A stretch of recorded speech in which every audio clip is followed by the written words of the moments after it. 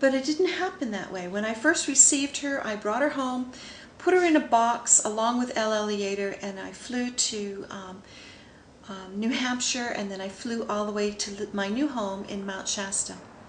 And there it stayed in the box for about 6 weeks as I prepared my home.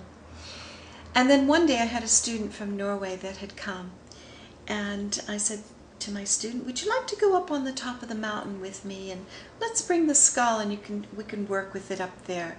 And he said, oh yeah, he was all excited about that.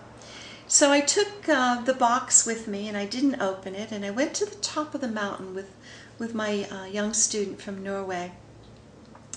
And when I opened the box, I absolutely couldn't believe it. All the lime was gone, all the pitting was gone. She was absolutely perfect. And together they had healed each other, and they sparkled like I had never seen them sparkle before. And I was fascinated with the new one, and I immediately heard her name, Elzara, which means the Lord or the daughter of light. So as I was holding Elzara, she started to grow, and she got blue, beautiful blue color, and so hot I couldn't hold her. So, and the same thing was happening with El Eleator that Magnus was holding. So the two of us put them down on a rock in the center of an altar that we had made. And I heard Spirit say to me, pick them up and put them together. And I can't, they're too hot. So again, pick them up and put them together. So at this moment I reached down and I picked them up, and I put one here and I put one here. And when I did, they were burning my hands so badly. I had to pick one up this way and one this way. And when I did, I could see, and I started to put them together back to back. And when I did, it formed a perfect heart, a human heart. And I understood at that moment that I was holding the heart of the Maya. We hear oftentimes of people, of the stories where the Maya tore hearts out and offered it back to God. I truly believe at one point in time, way back in history, they had this heart. And that is the heart of the perfection that was to be offered back to God Goddess at the end of days, at the end of the Venus transit. And here I am holding the heart. And I offered it back at that moment. I held it in my hands. And as I lifted my hands up to heaven and began to make the prayers, there was literally a whirlwind that came around Magnus and myself. And it spun all the way around us. And it took the prayer and it went all the way up into heaven. It was magnificent. The question is often asked, well, what happened with the Maya? The Aztec and the Toltec peoples came and overran the culture. I truly believe that the culture fell. And when it did, they lost the heart, or it was removed for a time. But as in all things, there are no mistakes. Things have to happen the way that they do. The Maya, the Aztecs, began offering human hearts at the Venus transits. This was not allowed. This is not in the divine plan for humanity. The offering of the heart is to bring back into the consciousness of the people that we are all children of God Goddess. We are all children of Mother Earth. And as the children, we honor our Creator. It is not necessary to rip out human hearts and give those back. That wasn't the intention. But I truly believe that the peoples who followed thought that they were doing a right thing. They understood that they needed to give a perfect heart.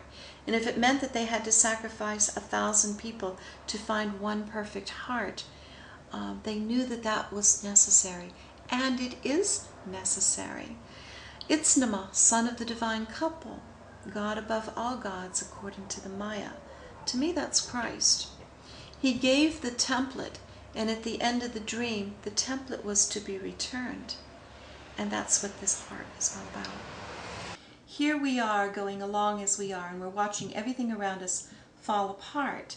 Well, it's only logical that we need to move into a different energy in a different way. And the energies of Shambhala are based upon a philosophy called the wind horse, or a movement of consciousness. And as consciousness changes on the earth, because as people begin to see the old systems fall away, you have to change your mind. There has to be a changing of the mind. A new consciousness develops from that. So what are we going to base that consciousness on?